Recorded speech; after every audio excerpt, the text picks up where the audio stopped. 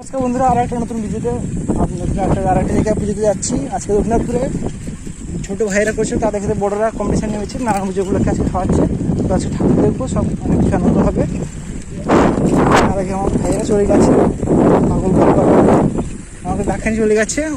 বেশ কিছু যায়নি, এখন হয়তো খেতে বসাইনি, আর কয়েকটা মিনিটের রাস্তা আছে, পৌঁছালে আমি খেতে বসবো। এমনিতে আমার আজকে শরীরটা ভালো নেই, সঙ্গে খেতে আছে তবুও, সেই জন্য যাচ্ছি ঠাকুরের কাছে, যদি মনটা ভালো, শরীরটা ভালো হয়ে যায়। তো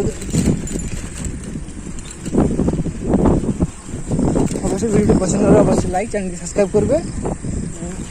তো শুরু করা থেকে আজকে ব্লগ বলছিলাম কয়েকটা সেকেন্ডের মধ্যে পৌঁছে যাবো। তো বলতে বলতে পৌঁছে গেছি দক্ষিণ দিনাজপুরে গিরিপাড়ায়। আজকে মৎস্য খাচ্ছে, অন্য মৎস্য নারায়ণ পূজা উপলক্ষে সর্বজনীন। তো চলে এসেছি, আমার ভাইয়েরা চলে এসছে আগে থেকে।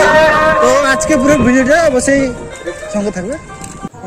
পৌঁছানো মাত্রই জায়গা না পাওয়াটা বেশি স্বাভাবিক, সেই জন্য অনেকক্ষণ যে দাঁড়ানো অপেক্ষা করলাম। ছোট জায়গার মধ্যে খাওয়ানো হচ্ছে, তাই বেশ কিছুক্ষণ অপেক্ষা করলাম তিনজনেই।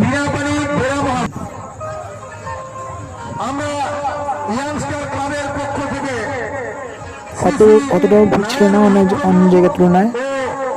গ্রামের অনেকটাই ভিতরে খাওয়ানো হচ্ছে, এবং এই বছর নতুন, তাই অনেকেই জানেননি।